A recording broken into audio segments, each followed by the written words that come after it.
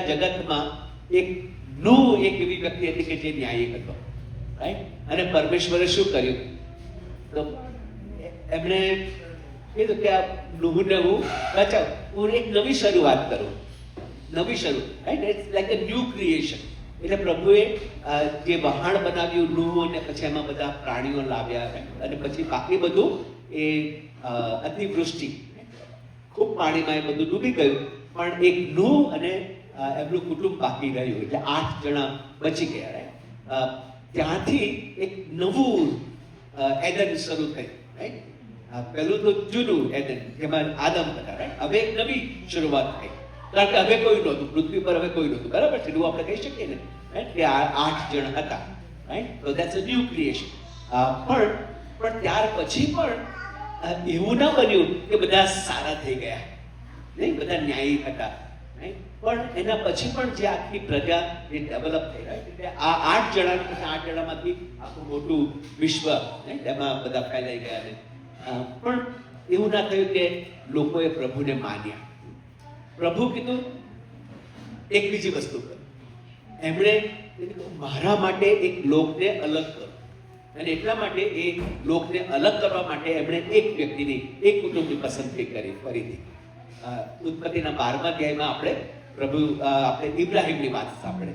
પ્રભુએ ઇબ્રાહિમને બોલાવ્યો, અને એ ઇબ્રાહિમને બોલાવ્યો, અને પછી એને વચન આપ્યું કે તારામાં હું મોટો વંશ નહીં બનાવીશ, અને તેને આશીર્વાદિત કરીશ, કે જેથી તારા દ્વારા બીજા બધા આશીર્વાદિત થાય, બરાબર છે ને? તો એ અગેન, સો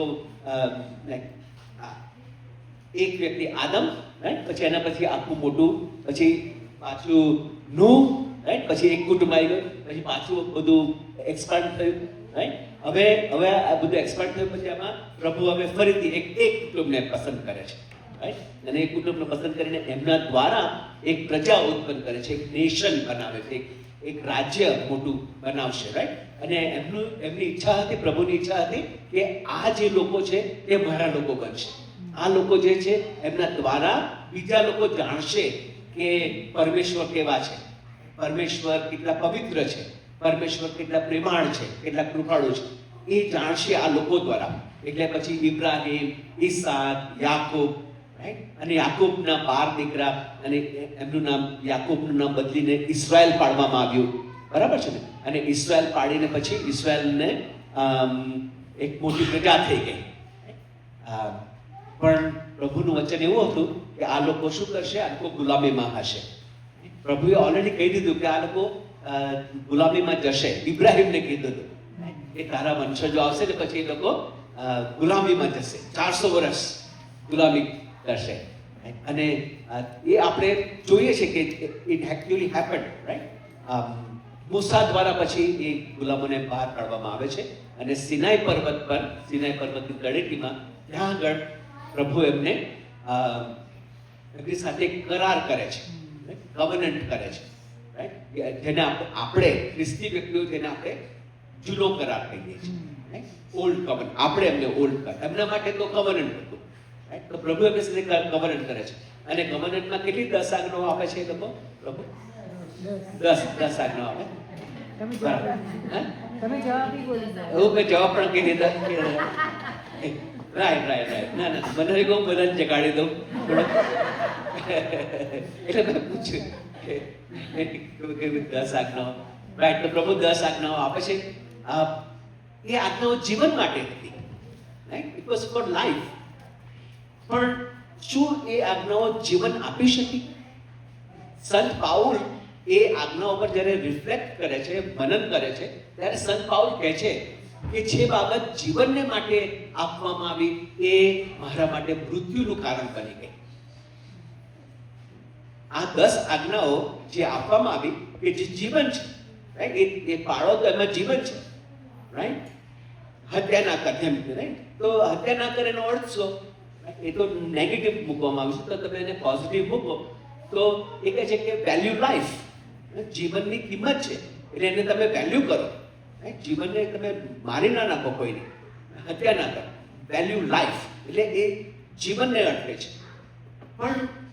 પણ જે બાબતો જીવનને અર્થ આપવામાં આવી એ આપણા માટે મૃત્યુનું કારણ બની ગઈ.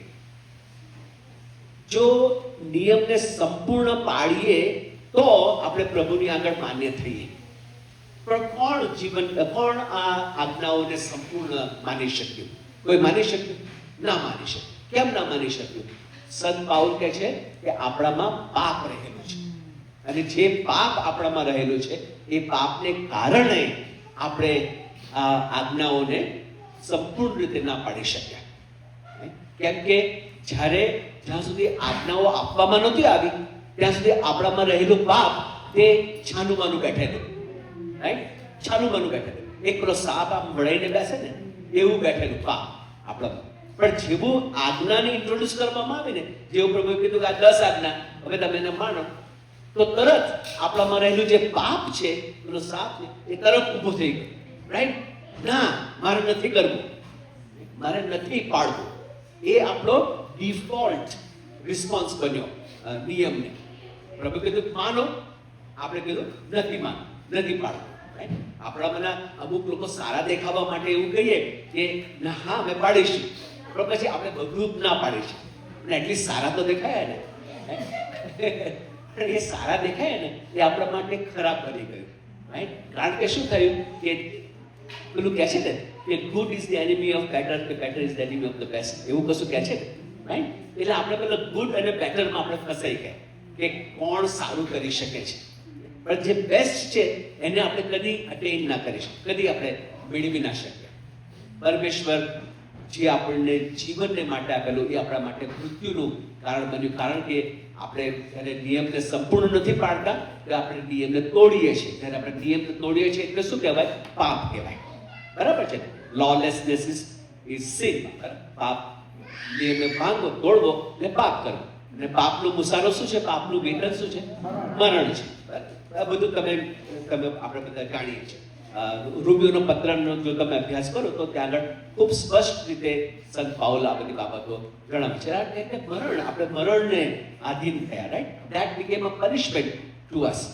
લો which was meant to give us life now brought us death. એટલે આપણા માટે એક જે સજા સુનાવવામાં આવી, જે ન્યાયાધીશ છે એમણે જે સજા આપણને સંભળાવી, તે કઈ સજા સંભળાવી? You are guilty and you are therefore punished, right, to death. એ સજા આપણા પર આવી ગઈ, right? We are condemned to death, right? You are guilty and you are condemned to death. પણ પ્રભુની ઈચ્છા શું હતી? આપણે શું કીધું શરૂઆત? પ્રભુની ઈચ્છા હતી કે હું મારા લોકોની સાથે રહું, બરાબર? મારા લોકોની સાથે 10 આજ્ઞા આપવામાં આવી, ઇઝરાયલ પાડી ના શક્યું, પણ પ્રભુની ઈચ્છા હતી કે હું ઇઝરાયલની સાથે રહું, અમારા લોકોની સાથે રહું. તો એમણે શું કર્યું? એમણે મૂસાને કીધું કે મારે તમારી મધ્યે રહેવું છે, કીધું ને એમણે, રાઈટ? તો એ મધ્યે રહેવા માટે પ્રભુએ શું પ્રોવિઝન આપ્યું? મુલાકાત મંડપ, રાઈટ? એ ટેબરનેકલ, રાઈટ? તો હવે ટેબરનેકલ ક્યાં હતો? એ જે છાવણીઓ લોકો બનાવતા હતા ને, 12 કુળોની, ચાર દિશામાં 3, રાઈટ? તો વચમાં, I want to be in the midst of you, right in the middle, I want to be at the center.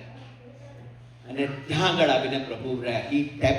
He made his tabernacle in the midst, right? તો એ બાબત યાદ રાખે. He made his tabernacle. એમણે પોતાનો તંબુ ત્યાં તાણ્યો બધાની વચમાં. પણ હજુ પણ લોકો પ્રભુ તરફ ના વળ્યા. ઇસ્રાયલ પ્રજા પ્રભુ તરફ ના વળી. ઇસ્રાયલ પ્રજાને પ્રોમિસ લેન્ડમાં લઈ ગયા, વચનના દેશમાં લઈ ગયા, પણ ત્યાં પણ એ લોકોએ પ્રભુને છોડી દીધા, મંઠી ગયા, પ્રભુને છોડી દીધા. બીજા મૂર્તિઓની પાછળ એ લોકો જતા રહ્યા, પણ પ્રભુએ એમને મૂકી ના દીધા. પ્રભુએ સજા કરી, એમને એક્ઝાઇલમાં મોકલી આપ્યા, દેશ નિકાલ કર્યો, રાઈટ? એક્ઝાઇલમાં એમને મોકલી આપ્યા. પણ એ એક્ઝાઇલમાં પણ પ્રભુએ કીધું કે ના, તમારા લોક છે. મેં એમને નિયમ આપ્યો, આ 2 પાર્ટીઓ પર નહીં, આ નિયમ આપ્યો, પણ એ નિયમ તેનું પાડી ન શક્યા. હવે હું કંઈક નવું કરીશ એમના માટે. યિર્મયાનો 31મો અધ્યાય અને એની 31મી કલમ, જર્માયા 31. તો યિર્મયા 31માં આપણે, જેને આપણે જૂનો કરાર કહીએ છીએ, એ જૂના કરારમાં પ્રભુ નવો કરાર આપે છે. જૂના કરારમાં પ્રભુ નવો કરાર આપે છે. તો એક 31 પ્રભુ શું ડિક્લેર કરે છે? 31, 32, 33 કોઈ વાંચશો કે આપણે બધા સાથે વાંચીએ? નહીં તો આપણે બધા સાથે વાંચીએ, બરાબર? That will keep us active. Okay, 31 શું કહે છે? કોઈ વાંચવાનું શરૂ કરજો.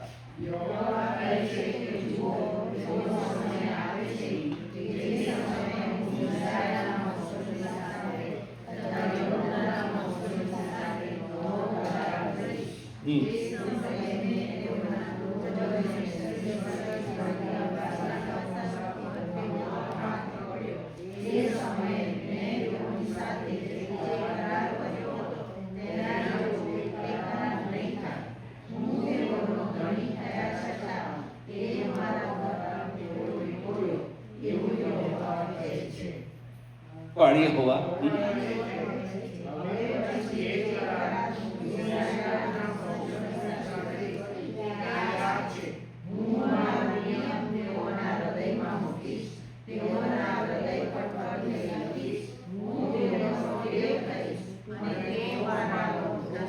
ચોત્રીસ વળી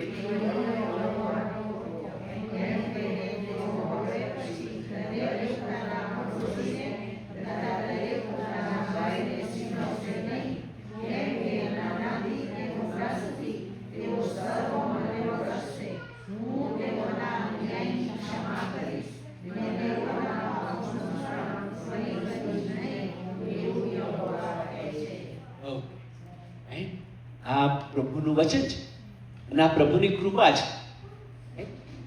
આ જે નવો કરાર જેની વાત જૂના કરારમાં આપણે સાંભળવામાં મળી, ત્યાં આગળ પ્રભુ ક્યારે કહે છે કે જો મારા લોકો સારા થશે તો હું એમનો દેવ થઈશ? એવું કહે છે? નથી કહે.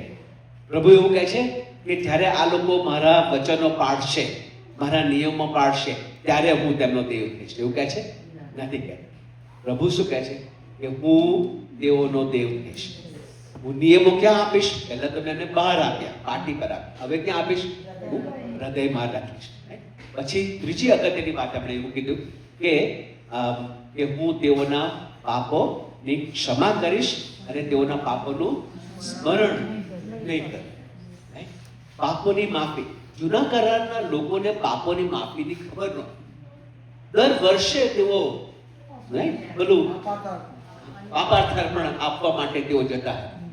યહૂદી ધર્મમાં આજે પણ એ ચાલુ છે.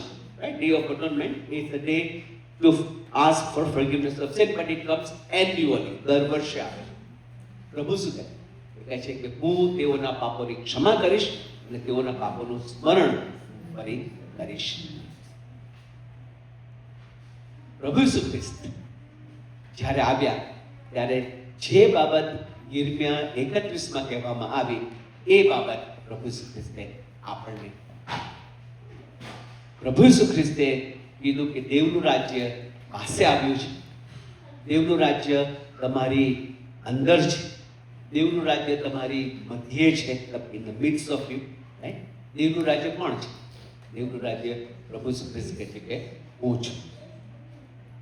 એ દેવનું રાજ્ય આવ્યું છે અને એ દેવના રાજ્યમાં જે બાબતો પ્રભુએ આપણને યિર્મયા 31 આપી એ બધી પ્રભુ ઈસુ ખ્રિસ્તમાં આજે આપણને આપે છે. પ્રભુ ઈસુ ખ્રિસ્તમાં એ આપણને પોતાના કરે છે. પ્રભુ ઈસુ ખ્રિસ્તમાં એ આપણને દેવની ઓળખ આપે છે. હવે આપણે આમ તેમ ફરવા જવું નથી પડતું દેવની ઓળખ માટે. પ્રભુ ઈસુ ખ્રિસ્તમાં એ આપણા પાપોની ક્ષમા આપે છે. એ પાપોની ક્ષમા મેળવવા માટે આપણે પ્રયત્નો નથી કરવા પડતા.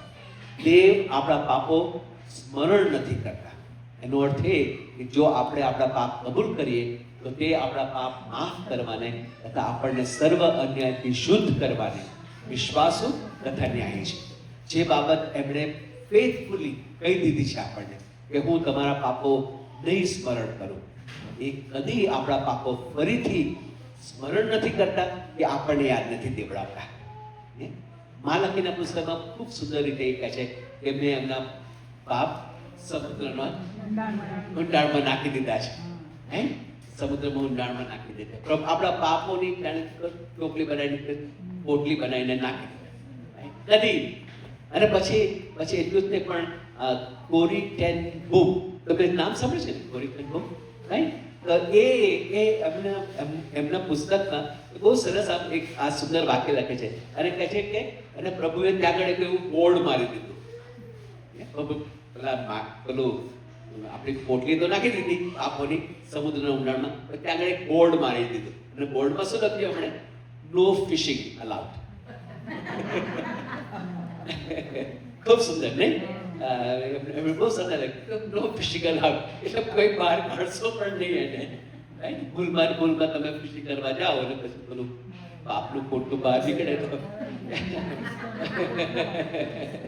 નો ફિશિંગ અલાઉડ. એટલે એવા આપણા પ્રભુ છે. ગિરી પ્રવચન આપનાર પ્રભુ ઈસુ પહાડ પર ચડ્યા અને ત્યાં આગળ જઈને બેઠા. એમણે પોતાનું સ્થાન લીધું. એ આપણા રાજા, એમણે પોતાનું રાજ્યસન ત્યાં આગળ બનાવ્યું. એ રાજ્યસન પર બેસીને એ આપણા માટે આ પ્રવચન એમણે આપ્યું. અને પ્રવચન જ્યારે એમણે આપ્યું ત્યારે આપણને શું કીધું?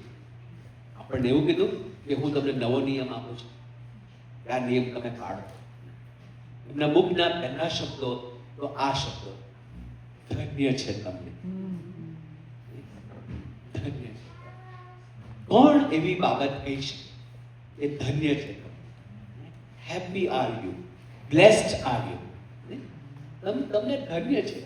આઈ મીન કોઈ વ્યક્તિ આપણને આવીને કહે કે યુ આર બ્લેસ્ડ, તો આપણું હૃદય, આપણું મન કેટલું ઉલ્લાસિત થઈ જાય, કેટલું પ્રફુલ્લિત થઈ જાય, કેટલું આનંદિત થઈ જાય, રાઈટ?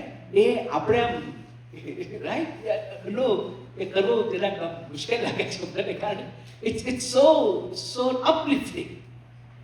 પ્રભુના મુખના શબ્દો, these are words of grace. કારણ કે નવો કરાર, this is the new covenant. Jesus is our new covenant, right? કે જે નવો કરાર આપણે દર મહિને કે દર આઈ ડોન્ટ નો અઠવાડિયે કે ક્યારેક તમે પ્રભુ ભોજન પાળો છો, રાઈટ? ત્યારે પ્રભુ ભોજનમાં તમે શું સાંભળો છો? નહીં? યાદગીરીને અર્થે આ ખરો, બરાબર છે, પણ પેલો પ્યાલો શું કહે છે? અમારા પાપાનો અર્થે હા, પાપોને અર્થે બેડો. પણ નવા કરારનું આ મારું રક્ત છે, નવા કરારનું મારું રક્ત છે, બરાબર છે? આ પ્યાલો નવા કરારનું મારું રક્ત છે કે જે તમારા પાપોને અર્થે બેવડાવવામાં આવેલું છે, બરાબર છે? એટલે પ્રભુ ઈસુ ત્યાં આગળ કહી રહ્યા છે કે નવો કરાર, હું તમારી સાથે નવો કરાર કરું છું, પણ એ નવો કરાર ફ્રી નથી. એ નવો કરાર કિંમત વગરનો નથી. It costs. બહુ કિંમતી છે, એટલો કિંમતી છે કે એ કરવા માટે મારું રક્ત વેવડાવવામાં આવે છે. આ નવો કરાર જે છે તે મારા રક્તમાં મુદ્રાંકિત થયો છે, સીલ થયો છે. એટલે જો આપણે એ નવા કરારના વ્યક્તિઓ છીએ અને આપણે એ નવા કરારનું જે ભોજન છે એ ભોજનમાં આપણે ભાગીદાર થઈએ છીએ, રાઈટ? તો એ બાબતને આપણે જાણીએ કે આ નવો કરાર જેમાં હું ભાગરૂપ થઈ રહ્યો છું, એના ભોજનમાં જે ભાગરૂપ થઈ રહ્યો છું, એના માટે મારા પ્રભુએ પોતાનો પ્રાણ આપ્યો. So it takes a whole new outlook. એક નવી રીતે આપણે પ્રભુ ભોજનને જોઈએ છીએ કે પ્રભુ ભોજન આપણે we just don't go and stand or just pick up, right? આપણે લેતા નથી, ફક્ત લેતા નથી. એ કહે છે એમાં જે બધી બાબતો કહેવામાં આવી છે એને આપણે સાંભળીએ છીએ અને આપણે એના પર વિચાર કરીએ છીએ કે આમાં શું થઈ રહ્યું છે, બરાબર? અને પછી એમાં આપણે પ્રભુ સુખ્રિસ્તને યાદ કરીએ છીએ. ભૂલી જવું તો આપણા નેચરમાં છે, એટલે પ્રભુ કહે છે યાદ. કોને યાદ કરો? મને યાદ કરો. મને, રિમેમ્બર મી, એવું કહે, મને યાદ કરો, રાઈટ? બીજું બધું નહીં, forget about everything else, remember me. એટલે પ્રભુને જ્યારે આપણે યાદ કરીએ છીએ ત્યારે પ્રભુના જીવનને યાદ કરે છે, પ્રભુના મૃત્યુને યાદ કરે છે, પ્રભુના પુનરુત્થાનને યાદ કરે છે, પ્રભુ અત્યારે ક્યાં છે એને યાદ કરીએ છીએ. કારણ કે પ્રભુ અત્યારે ક્યાં છે? આપણા હૃદયમાં છે, પછી બીજે ક્યાં છે? હા? પ્રભુના જમણા હાથે બિરાજમાન છે અને ત્યાં શું કરે છે? આપણા માટે મધ્યસ્થી કરે છે. એટલે આ બધી બાબતો આપણે વિચાર કરીએ છીએ, રાઈટ? રિમેમ્બર મી, એ શબ્દો પાછળ પ્રભુ જ્યારે આપણને એમની યાદગીરી આપી રહ્યા છે અને કહે છે, આપણને કહે છે કે તમે મને યાદ કરો, ત્યારે આપણે પ્રભુ ઈસુને યાદ કરીએ છીએ.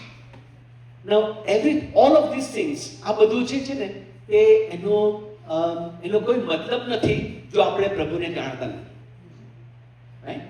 પ્રભુ સાથેના જો સંબંધમાં આપણે નથી તો પછી એનો આ બધી બાબતમાં કોઈ અર્થ નથી આપણા માટે. પણ જો આપણે પ્રભુને જાણીએ છીએ, જો આપણે પ્રભુને આપણું જીવન સોંપ્યું છે, જો પ્રભુની સાથે વિશ્વાસમાં આપણે બંધાયા છે, એક નવા સંબંધમાં આવ્યા છે, એક નવા જીવનમાં પ્રવેશ કર્યા છે, જો આપણે પ્રભુના રાજ્યમાં પ્રવેશ કર્યો છે, અને આપણે જાણીએ છીએ કે એ આપણી કોઈ પણ યોગ્યતાને લીધે નહીં, આપણી કોઈ પણ લાયકાતને લીધે નથી કરી, પ્રભુની કૃપા છે, રાઈટ? અને એ વિશ્વાસ જ્યારે આપણે પ્રભુનો અવાજ સાંભળીએ છીએ ને વિશ્વાસમાં આપણે પોતાની જાતને પ્રભુને સોંપીએ છીએ અને પ્રભુને આપણા જીવનમાં આકારીએ છીએ અને પ્રભુને આપણે સરેન્ડર થઈએ છીએ, સમર્પિત થઈએ છીએ, ત્યારે આપણે પ્રભુના બનીએ. એ જો આપણા જીવનમાં નથી બન્યું તો પછી આનો કોઈ અર્થ. પણ જો બન્યું છે તો આજે આ બધી બાબતો જે પ્રભુ કહી રહ્યા છે એ આપણા માટે જરૂરી બાબતો છે, એને સાંભળવી જરૂરી છે. કારણ કે જીવનના આ આત્મિક માર્ગમાં ઘણી વખતે આપણે ભટકી જઈએ છીએ. જીવનના આ આત્મિક માર્ગમાં આપણે ખોવાઈ જઈએ છીએ. માર્ગમાં છીએ પણ આપણે ઘણી બધી વખતે એવું થાય છે આપણા જીવનમાં કે આપણે બીજી બાબતોને પ્રાથમિકતા આપી દઈએ છીએ. પ્રભુએ આપણને એવું કીધું કે તમારા જીવનમાં પ્રાથમિકતા કોને હોવી જોઈએ? Seek ye first. ત્યાં આગળ એક ફર્સ્ટ શબ્દ છે, રાઈટ? અને જે ફર્સ્ટ શબ્દ છે ને પહેલું એ પ્રાથમિકતાનો શબ્દ છે, બરાબર? એટલે તમારા જીવનમાં પ્રાથમિકતા કઈ હોવી જોઈએ? What should be first in your life? For seek ye first દેવનું રાજ્ય, kingdom of God and his righteousness, અને તેના ન્યાયપણાને શોધો. તો એ હોવું જોઈએ, પણ ઘણી વખતે નથી હોતું. ઘણી વખતે આપણે ભૂલી જઈએ છીએ કે આપણે કોણ છીએ. ઘણી વખતે આપણે ખોવાઈ જઈએ છીએ. જે નથી તે આપણે બતાવવા માંગીએ છીએ. અને એવા સમયમાં પ્રભુનું જે ગિરિ પ્રવચન છે, વચન છે, એ આપણને સીધા માર્ગમાં લાવે છે. એ આપણને આપણું જે ખોવાયેલાપણું છે, લોસ્ટનેસ છે. લોસ્ટનેસ બે પ્રકારના હોય. તમારા પાપમાં તમે ખોવાઈ ગયા હોય કે પછી તમે મંડળીમાં હોય પણ ખોવાઈ ગયા હોય. પેલું તમે લોસ્ટ શીપનું ખોવાયેલું ઘેટું તમે દર્શન સાંભળ્યું છે ને? કઈ જગ્યાએ મળે છે આપણને? લુકમાં મળે છે. લુક 15 આપણે બધા જાણીએ છીએ, રાઈટ? લુક 15માં પ્રભુ ઈસુ ખ્રિસ્ત 3 દ્રષ્ટાંતો આપે છે. Lost, right? લોસ્ટ કોઈન, પછી એ તો છેલ્લું. લોસ્ટ કોઈન, લોસ્ટ શીપ, ઉડાવ ઘેટું, અને પેલું ખોવાયેલું ઘેટું, ખોવાયેલું કોઈન અને ખોવાયેલો દીકરો, right? 3 lost, right? Coin, sheep અને સન, રાઈટ? 3 બાબતો લુકના 15માં ત્યાં કહે છે લોસ્ટ શીપ.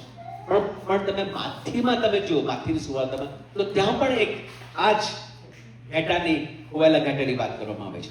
પણ માથીના અધ્યાયમાં તમે જુઓ તો એ મંડળીના સંદર્ભમાં ખોવાયેલું ઘેટું કહેવામાં આવ્યું છે. ઓકે, એ તમે વાંચો પછી. એટલે જે લુકમાં જે ખોવાયેલું ઘેટું કહેવામાં આવે છે ને, એ એના પ્રભુથી બિલકુલ દૂર છે, પાપમાં ખોવાયેલું છે. જ્યારે માથીમાં જે ખોવાયેલું ઘેટું છે એ બીજા બધા ઘેટાઓથી અલગ પડી ગયું છે. એ વોન્ડર્ડ અવે, રાઈટ? એને પાછું લાવવાનું છે, એટલે એને રિસ્ટોર કરવાનું છે, મંડળીમાં રિસ્ટોર. આપણે એવા માથીનું જે ખોવાયેલું ઘેટું છે ને એવા ગીત આપણે બની શકીએ છીએ. પ્રભુનું વચન આપણને કહે છે કે ના, તમારે પાછા આવવાનું છે. ઓકે, આ ઘણી બધી બાબતો કીધી. I hope I have not bored you, right? But it's not a matter of boring, પણ this is very important matters, right? અને હવે આપણે ઓકે, આ કીપ ટેલિંગ યુ કે હવે આપણે પાછા જઈએ છીએ. ઓકે, ધેન આઈ ગેટ ડાયગ્રેસ, પણ ઇટ્સ ઓકે. માથીના 5મા અધ્યાયમાં આપણે ફરીથી આવીએ ત્યાં આગળ. પ્રભુ ઈસુ ખ્રિસ્ત જે દેવની કૃપા છે, એ દેવની કૃપા પોતાનું મોં ખોલે છે અને આપણને પહેલા શબ્દો કહે છે, તમને ધન્ય છે. બ્લેસ આર યુ, અંગ્રેજીમાં એ તમને ધન્ય છે એ રીતે આપણે વાંચીએ છીએ. માથીમાં એ કહે છે કે જેઓ આત્મામાં જેઓ રાગ છે તેઓને ધન્ય છે, કેમ કે આકાશનું રાજ્ય તેઓનું છે. એક બીજું ક્લેરિફિકેશન આપણે સાંભળી લઈએ, અને એ ક્લેરિફિકેશન એ છે કે ઘણી વખત આપણે આ જે ધન્યતાઓ વાંચીએ ને ત્યારે આપણને એવું લાગે કે મને કહી રહ્યું છે, મને કહી રહ્યું છે કે તું ધન્ય છે. તો બરાબર છે, કારણ કે પ્રભુનું વચન વાંચીએ ત્યારે આપણે પોતાની જાતને એપ્લાય તો કરીએ ને, રાઈટ? પ્રભુનું વચન કે પ્રભુ મને કંઈ કહી રહ્યા છે એ રીતે આપણે એપ્લાય તો કરીએ ને. પણ એનું જે લખવામાં જે આવેલું છે એમાં પ્લુરલ એટલે બહુવચન, એટલે આપણને બધાને કહી રહ્યું, એટલે મંડળી તરીકે કહી રહ્યું છે. વિચાર કરો, મંડળી તરીકે કહી રહ્યું છે, એક વ્યક્તિ માટે નથી કહી રહ્યું, મંડળી તરીકે. એટલે આપણું જે આનું જે સમજ જે છે એ સમજ કેવી હોવી જોઈએ કે યસ, મારે શું કરવાનું છે, રાઈટ? એક વ્યક્તિ તરીકે મારે શું કરવાનું છે, અને બીજું કે એક મંડળી તરીકે આપણે શું કરવાનું છે. ઘણી બધી વખતે એ જે કમ્યુનિટી ડાયમેન્શન છે, એ જે મંડળીની જે બાબત છે એને આપણે ભૂલી જઈએ છીએ. કારણ કે આપણે બાઇબલ વાંચીએ છીએ તો આપણે બાઇબલ પ્રાઇવેટલી વાંચીએ, પર્સનલી વાંચીએ, બરાબર છે, અને ઘરે બેસીને વાંચીએ તો આપણને એવું લાગે ને કે આ તો મારા માટે છે. પણ ચર્ચમાં બેસીને વાંચીએ તો પછી આપણે એને અલગથી સમજવું પડે, રાઈટ? કે જે સમજવા આપણે ચર્ચમાં બેસીને પણ પછી આપણે પોતાના માટે જ વાંચીએ, રાઈટ? તો કંઈક ઉણપ છે, કંઈક આપણે કોઈ ગયું, વી હેવ લોસ્ટ સમથિંગ. તો જ્યારે આપણે બધા સાથે બેસીને વાંચીએ તો આપણે એ પણ વિચાર કરવો પડે કે પ્રભુ આપણને બધાને સાથે મળીને શું કહી રહ્યા છે. પ્રભુ આપણને બધાને સાથે મળીને શું કહી રહ્યા છે. તો એટલે એ સાથે મળીને સમજવાની પણ એક જરૂર છે કે જે આ ગીરી પ્રવચનમાં આપણે સાંભળવી જોઈએ. ઓફકોર્સ પેલું જેનો જે છેલ્લો ભાગ જેનો આપણે ઓલરેડી રેફરન્સ કર્યો કે તમારું ઘર, તમારું જીવન તમે કયા એની પર બાંધો છો, કયા પાયા પર બાંધો છો, કઈ જગ્યાએ બાંધો છો, એ આપણને એવું લાગે કે આપણું પર્સનલ એપ્લિકેશન છે પોતાના જીવન માટે. પણ જે આમાંની જે બાબતો છે એ મંડળી તરીકે પણ આપણે એને ધ્યાનમાં લેવાની છે. ઓકે, પ્રભુ જ્યારે પોતાનું મુખ ખોલે છે અને કહે છે તમને ધન્ય છે, સૌથી પ્રથમ બાબત જે પ્રભુ આપણી સમક્ષ મૂકે છે ધન્યતાઓમાં, એ ધન્યતાઓમાં પ્રભુ કહે છે કે આત્મામાં જેવો રાગ છે તેઓને ધન્ય છે, કેમ કે આકાશનું રાજ્ય તેવું છે. અને એના પછી એક એ 8 એવી બાબતો આપે છે. 9મી બાબત, 8મી બાબત જે છે એનું વધારે વિસ્તૃતીકરણ છે. પણ જે 8મી બાબત કહે છે તે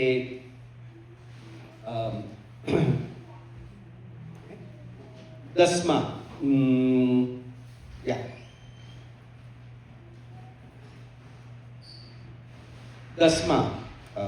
10મી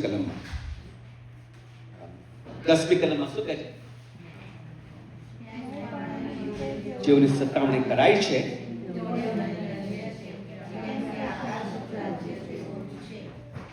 તો પહેલી જે ધન્યતા છે 3જી કલમમાં, અને એ છેલ્લી ધન્યતા છે જે 10મી કલમમાં છે, એ બે વચ્ચે સરખું શું છે?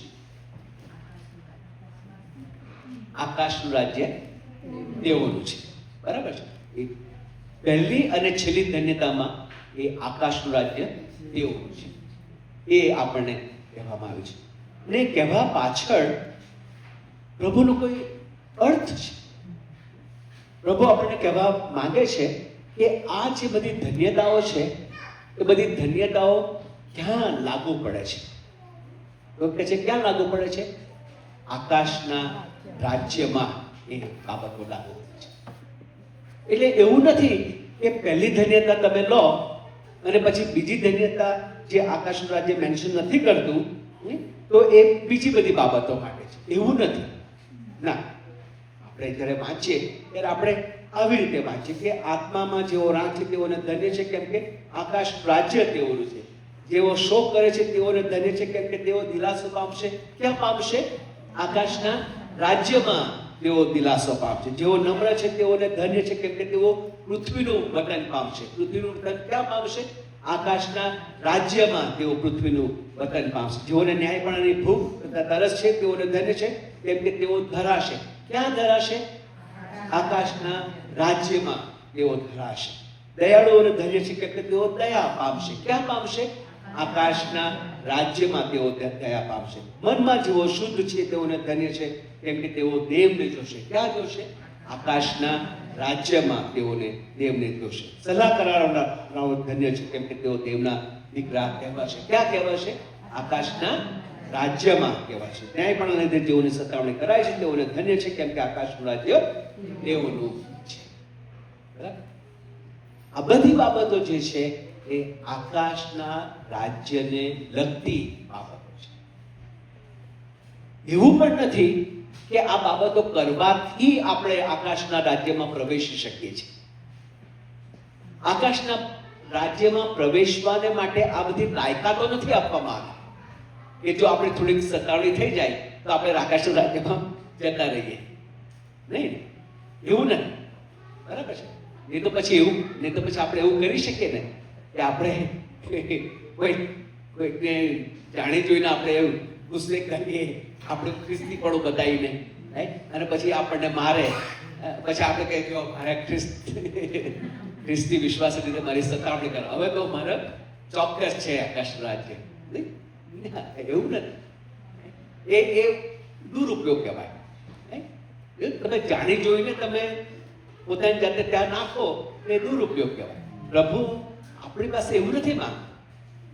જેન્યુઇનલી જ્યાં આગળ તમારો વિશ્વાસ તમે પ્રગટ કરો છો, જ્યાં આગળ તમે વિશ્વાસ તમે એક્સપ્રેસ કરો છો, એટલું જ એને પાળો છો, ઓબે કરો છો, અને ત્યાં આગળ જ્યારે બીજા લોકો, સામેના લોકો તમને સાંભળી નથી શકતા અને તમારો વિરોધ કરે, ત્યારે તમે ખરેખર પ્રભુ એ સતાવણી પામી રહ્યા છો અને પ્રભુના રાજ્યને લાયક તમે છો. પણ એટલા માટે નથી કે કારણ કે તમે સતાવણી પામ્યા, પણ કારણ કે તમે દેવના રાજ્યના છો માટે તમારી સતાવણી કરવામાં આવી છે. આ કોઈ લિસ્ટ નથી, ચેક લિસ્ટ નથી કે આમાંથી મેં કેટલી સારી બાબતો કરી. હું રામ છું, યસ. હું શોક કરું છું, યસ. એવું નથી. આ ચેક લિસ્ટ નથી. બરાબર છે? અને આમાંથી એક મેં પાડીને બીજી નહીં પાડું તો વાંધો નહીં, એવું પણ નથી. આ તો આ જે છે પહેલો પોઈન્ટ એ છે કે ધન્યતાઓ શું છે?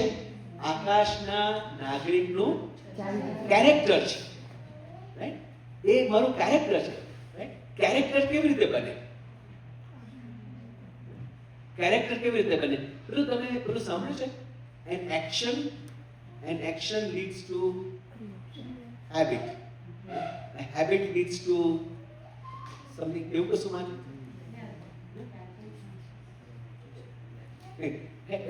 બાઇબલમાં છે કે નહીં? બાઇબલ કદાચ નથી.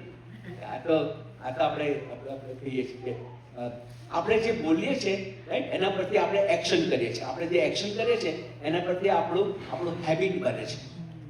અને આપણું જે હેબિટ જે ચાલુ રાખીએ એના પરથી આપણું કેરેક્ટર બને છે.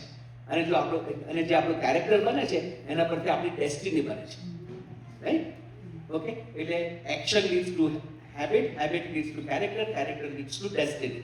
એવું આમ આપણે જોઈ શકીએ છીએ, પ્રોગ્રેસિવ છે. રાઈટ? તો આ જે છે તે એક ચરિત્ર છે, કેરેક્ટર. આપણું કેરેક્ટર કેવી રીતે બને? જો આ બધી બાબતો આપણે પ્રેક્ટિસ કરતા હોઈએ તો એ આપણું ચરિત્ર બને છે. રાઈટ? અને આકાશના નાગરિકનું જે ચરિત્ર છે એ ચરિત્ર કેવું હોવું જોઈએ? What should be the character of A citizen of the Kingdom of God? અહીંયા આગળ બતાવવામાં આવ્યું છે.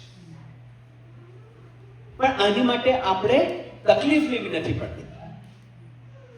આની માટે આપણે પ્રયત્નો નથી કરવા પડતા. We do not have to take effort. We do not have to start doing this. જો આપણે આવું બધું કરવા બેસીએ તો આપણામાંથી તમને કોણ લાગે છે કે આ બધું જ કરી શકે? ગિરી પ્રવચનમાં જે બધું કહે છે પ્રભુ, રાઈટ? તો ધીસ ઇઝ એન ઇમ્પોસિબિલિટી, રાઈટ? કોઈને કીધું છે ને કે ખ્રિસ્તી જીવન કેવું છે?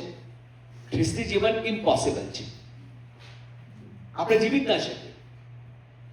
પણ તો પણ આપણે ખ્રિસ્તી જીવન જીવીએ છીએ. Y? Because that which is impossible with me is possible with Christ. And Christ lives his life in me, which is why I am a Christian. બરાબર છે? ખ્રિસ્તી જીવન મારા માટે ઇમ્પોસિબલ છે, પણ જો ખ્રિસ્ત મારામાં છે તો ખ્રિસ્તી જીવન પોસિબલ છે. That is what Jesus is calling us to in the Sermon on the Mount. આ ગિરી પ્રવચનમાં પ્રભુ આપણને એવું કહી રહ્યા છે કે તમે તમારા પ્રયત્નોથી જો તમે આ બધું પાળવાનો પ્રયત્ન તમે કરશો, કોશિશ કરશો, તો તમે ફેલ જશો, નિષ્ફળ જશો. પણ એનો અર્થ એ નથી કે આપણે નથી કરવાનું. ઓકે, આપણે એવું નથી કહી રહ્યા કે આપણે આમાંથી કશું જ નથી, બેસી જ રહેવાનું છે આપણે. ના, બેસી રહેવાથી તો આપણું ક્યાં જીવન બેસી રહેવાનું તો નથી ને, right? We have to bring ourselves in obedience to God. પ્રભુના અધિકાર હેઠળ આપણે પોતાની જાતને લાવવાનું છે, રાઈટ? મેં મારા વાઈફને કીધું કે તમે કહેજો મને, એટલે હવે થોડા આમાં હલ્યા ને એટલે મને ખબર પડી કે 10:30 થયા છે. 10:30 થયા છે, પૂરું કરો. શરૂ પણ નથી કરો પણ પૂરું કરો. મારા સારા ટાઈમ કીપર છે. થેન્ક યુ આપનું. ઓકે, તો આટલું કહીને આપણે બંધ કરીશું. પ્રભુનું વચનમાં કહેવાની તો બધી બહુ બાબતો છે, પણ આજે ને તો કાલે કહીશું આપણે, બરાબર? પણ આજે આપણે ઇમ્પોર્ટન્ટ બાબતો આપણે કહી દીધી. એ બધી ઇમ્પોર્ટન્ટ બાબતો it is not I only. આપણે બેસી નથી રહેવાનું, આપણે પ્રભુના અધિકાર હેઠળ આપણે પોતાની જાતને લાવવાની છે. પ્રભુના અધિકાર હેઠળ આપણે જ્યારે પોતાની જાતને લાવીએ છીએ ત્યારે કારણ કે આપણે તેના પર પ્રેમ કરીએ છીએ માટે આપણે તેને આજ્ઞા પાલન કરીશું, તેને આજ્ઞાધીન બનીશું, રાઈટ? પ્રભુ શું કીધું ને કે if you love me you will obey me. એવું પ્રભુ શું કીધું યોહાનની સુવાર્તામાં, if you love me you will obey me. જો આપણે પ્રભુને પ્રેમ નહીં કરીએ તો આપણે એની આજ્ઞા નહીં પાડીએ તો આપણે કશું નહીં કરીએ, આપણું જીવન જેવું છે તેવું ને તેવું જતું રહેશે, રાઈટ? પણ સંત પાઉલ કહે છે કે આપણને કહે છે કે હવેથી હું નહીં પણ મારામાં ખ્રિસ્ત જીવે છે, રાઈટ? ખૂબ સરસ કલમ છે. ક્યાં આગળ ભણે છે? ગલાતી 2:20. ઓકે, ગેલેશિયન્સ 2:20 આપણે બધા વાંચીએ અને પૂરું કરીએ. ઓકે, આપણે વાંચીએ પછી હું પ્રાર્થના કરું. એટલે એની પર પછી આપણે કોઈ કોમેન્ટ નહીં કરીએ. ઓકે, સમજીને વાંચીએ આપણે ગલાતી 2:20, કારણ કે એની શરૂઆત બહુ ઇમ્પોર્ટન્ટ છે. શરૂઆત વધસ્તંભ પર ચડાવવાની થાય છે. ઓકે, એટલે બરાબર વાંચા ગલાતી 2:20. ઓકે, સાથે વાંચીશું. ઓકે, અને સમજીને વાંચીશું. હું ખ્રિસ્તી સાથે વધસ્તંભે ચડાયો, પરંતુ હું જીવું છું, તો પણ હવેથી હું નહીં પણ મારામાં ખ્રિસ્ત જીવે છે. અને હવે દેહમાં જે મારું જીવન તે દેવના દીકરા પરના વિશ્વાસથી જ છે. તેણે મારા પર પ્રેમ રાખ્યો અને મારે સારું પોતાનું અર્પણ કર્યું.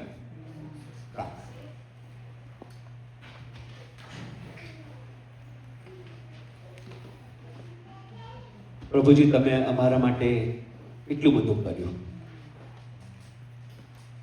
કોઈ પણ રીતે તેની માટે અમે લાયક ન હતા, અમે તમને ઓળખતા પણ ન હતા, અમે તમારાથી કેટલા દૂર હતા, અમે તમારા શત્રુ હતા, અમે અમારા પાપોમાં મરેલા હતા, પણ તમે અમારા પર પ્રેમ કર્યો. એ તમારી કૃપા છે, અમારા પરની તમારી કરુણા છે, અમારા પ્રત્યેની તમારી દયા છે.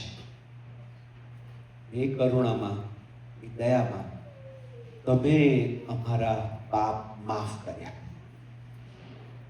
હવેથી જે ખ્રિસ્તમાં છે તેને કોઈ દંડ આજ્ઞા નથી એવું વચન તમે અમને આપ્યું. કૃપાળુ પરમેશ્વર, તમે અમને તમારા દીકરાને દીકરીઓ બનાવ્યા, કારણ કે તમારું વચન તમે અમને આપ્યું કે જે કોઈ તેનો અંગીકાર કરે છે, જે કોઈ તેનો પર વિશ્વાસ કરે છે, એને દેવના બાળકો થવાનું, દેવના દીકરા દીકરીઓ થવાનું અધિકાર તમે આપ્યું. આ બધું તમે અમને આપ્યું. આ જીવન જ્યારે અમે જીવીએ છીએ ત્યારે કૃપાળુ પરમેશ્વર, તમારા પરની આસ્થામાં, તમારા પર આધાર રાખી, તમારી કૃપા પર આધાર રાખી આ જીવન જીવીએ. કારણ કે આ જીવન અમારું નથી, તમારી આપેલી ભેટ છે. તમારા મહિમાને અર્થે આ જીવન અમે જીવીએ એવું તમે અમારા હકમાં થવા. અને જ્યારે જ્યારે અમે તમારા માર્ગમાંથી ભટકી જઈએ ત્યારે કૃપાળુ પરમેશ્વર, તમારા માર્ગમાં તમે અમને પાછા લાવજો. અને તે દયારૂપ સાંકળથી તમે અમને બાંધી રાખજો. મારી પ્રાર્થના પ્રભુ ઈસુ ખ્રિસ્તના નામમાં માંગીએ છીએ.